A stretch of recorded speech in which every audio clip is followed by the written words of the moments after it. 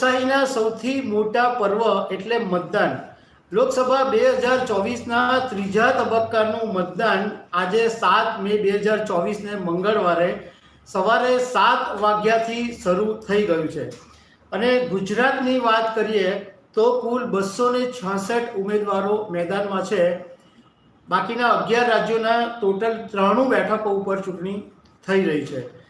હવે ગુજરાતની વાત કરીએ તો ગુજરાતમાં પહેલેથી હવામાન વિભાગે એવું કીધેલું હતું કે 7 મે 2024ના દિવસે ગરમી વધારે પડી શકે છે. 43-44 ડિગ્રી જેટલું તાપમાન રહેવાની શક્યતા હતી એવું હવામાન વિભાગે કીધેલું. એટલે સવારે 7 વાગ્યાથી માંડીને આજે સવારે 11 વાગ્યા સુધીમાં એટલે કે લગભગ 4 કલાકની અંદર 24.35% જેટલું મતદાન થયું છે. એટલે ગરમી પહેલાં લોકો મતદાન કરવા નીકળી પડ્યા છે એવું દેખાઈ રહ્યું છે. આ મતદાનની અંદર ખાસ વાત એ છે કે બીમાર લોકો, મોટી ઉંમરના 90 વર્ષની ઉપરના લોકો પણ મતદાન કરવા પહોંચી રહ્યા છે. એમને ઘરે વ્યવસ્થા કરેલી છે ચૂંટણી પંચે, પરંતુ તેમ છતાં પણ લોકોમાં ઉત્સાહ એટલો છે કે મતદાન મથક પર જઈને મતદાન કરી રહ્યા છે. કેટલાક એનઆરઆઈઓ પણ અહીંયા ગાડી મતદાન કરવા માટે આવ્યા છે. હવે સૌથી ઇન્ટરેસ્ટિંગ વાત એ કરીએ કે તમને જાણવામાં રસ પડે કે સૌથી વધારે મતદાન કયા વિસ્તારમાં થયું અને સૌથી ઓછું મતદાન ક્યાં થયું. તો સવારે 7 વાગ્યાથી માંડીને 11 વાગ્યા સુધીમાં બનાસકાંઠાની અંદર સૌથી વધારે મતદાન થયું છે 30.27% અને પોરબંદરની અંદર સૌથી ઓછું 19.83% મતદાન થયું છે. હવે ગુજરાતની જે 26 બેઠકો ઉપર મતદાન છે એમાંથી એક સુરતની જે બેઠક છે એ બિનહરીફ ઓલરેડી જાહેર કરી દેવામાં આવી છે. એટલે અત્યારે જે મતદાન થઈ રહ્યું છે એ 25 બેઠકો ઉપર થઈ રહ્યું છે. તો તમને એ પણ વાત કરી દઈએ કે આ જે 25 બેઠકો છે એમાં કેટલું મતદાન થયું 11 વાગ્યા સુધીમાં.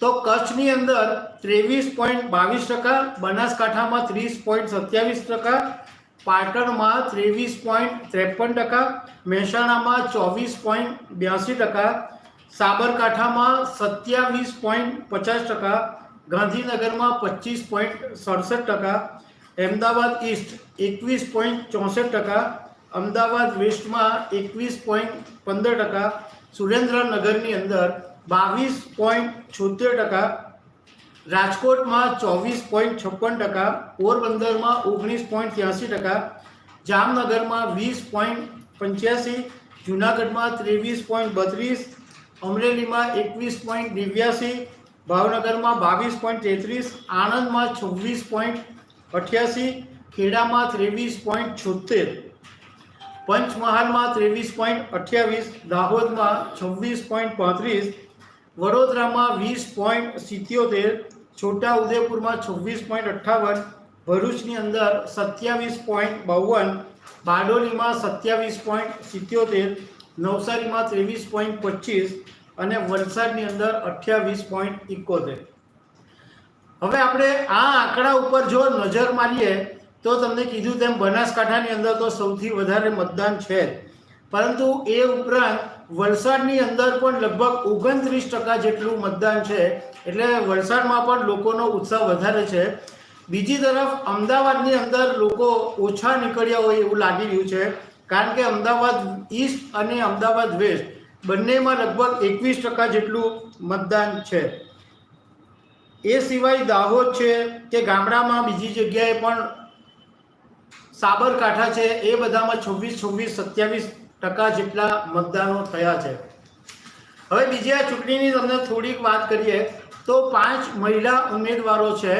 એમાં બનાસકાંઠામાં જ્ઞાનીબેન વર્સિસ ભાજપના ડૉક્ટર રેખાબેન ચૌધરી છે, અમરેલીની અંદર જેની ઠુમ્મર છે, સાબરકાંઠામાં શોભના બારૈયા છે અને ભાવનગરની અંદર નીમુબેન બાંભણિયા છે. એટલે આ 5 મહિલાઓ ગુજરાતની લોકસભા 2024ની ચૂંટણીની અંદર મેદાનમાં છે. હવે અત્યાર સુધીની અંદર જે માહિતી સામે આવી છે એમાં કેટલીક જગ્યાએ ઈવીએમ ખોટકાયા હોવાનું જાણવા મળેલું છે. એમાં વાવ છે, જુનાગઢ છે, વડોદરાનું વાઘોડિયા છે, છોટા ઉદેપુર છે, જેતપુર છે, આ બધી જગ્યાએ 20 મિનિટથી માંડીને 1 કલાક સુધી ઈવીએમ ખોટકાયા હતા. એટલે મતદારોએ લાંબા સમય સુધી રાહ જોવી પડી હતી.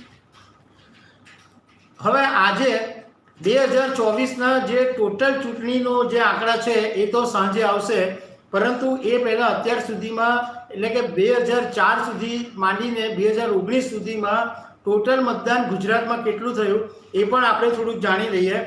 તો 2004ની અંદર 45.16% મતદાન થયું હતું, 2009માં 47.89%, 2014ની અંદર 63.66% અને 2019ની અંદર 64.51%. મતલબ આપણે જો 2004થી જોઈએ તો મતદાનની જે ટકાવારી છે એ સતત વધતી રહી છે. 2004ની અંદર જ્યારે 45% મતદાન હતું તો 2019ની અંદર લગભગ 65% જેટલું મતદાન થયું. અને આ વખતે ભારતીય જનતા પાર્ટીએ 70% મતદાન થવાની અપેક્ષા રાખેલી છે. અને ભાજપે ગરમીને કારણે એવું એક કેલ્ક્યુલેશન બી ગોઠવેલું છે કે સવારે 7 થી 10:30 વાગ્યા સુધીમાં 25% મતદાન થઈ જાય, એ પછી બપોરના 12 થી 3 એ 3 થી 5માં બીજું 25% અને 5 થી 6માં 10% મતદાન થાય. આવી ગણતરી ભાજપે ગોઠવેલી છે અને ભાજપના કાર્યકરો લોકોને એ પ્રમાણે બધાને ઘરમાંથી બહાર કાઢી રહ્યા છે. હવે વાત કરીએ કે જે 5 મહત્વની બેઠકો જે હાઈ પ્રોફાઇલ છે એમાં 4 કેન્દ્રીય મંત્રી છે. એકમાં ગાંધીનગરથી અમિત શાહ, રાજકોટથી પરસોત્તમ રૂપાલા, પોરબંદરથી મનસુખ માંડવિયા અને ખેડાથી દેવુસિંહ ચૌહાણ. આ 4 કેન્દ્રીય મંત્રીઓ લોકસભા 2024ની ચૂંટણીમાં મેદાનમાં છે. અને ભાજપના પ્રદેશ પ્રમુખ CR પાટીલ નવસારી બેઠક ઉપરથી મેદાનમાં ઉતર્યા છે. સવારે 11 વાગ્યા સુધીમાં જે મતદાનનો ચિતાર જોવા મળ્યો એની અંદર કોંગ્રેસના કોઈ જગ્યાએ ટેબલ જોવા નહીં મળ્યા. બધી જગ્યાએ સોસાયટીએ શેરીએ ભાજપના ટેબલો ગોઠવાયેલા છે, પરંતુ કોઈ જગ્યાએ કોંગ્રેસના ટેબલો ગોઠવાયા હોય એવું દેખાતું નથી. હવે ક્ષત્રિય મતદારોની વાત કરીએ તો પરસોત્તમ રૂપાલાના વિવાદને કારણે ક્ષત્રિય લોકોનો જે ગુસ્સો છે એમાં વાત કરીએ તો ક્ષત્રિય મતદારોમાં ખેડાની અંદર 35%, આણંદમાં 14%, ભાવનગરમાં 12%, છોટા ઉદેપુરમાં 11% અને અમદાવાદ ઈસ્ટમાં 10% જેટલા ક્ષત્રિય મતદારો છે.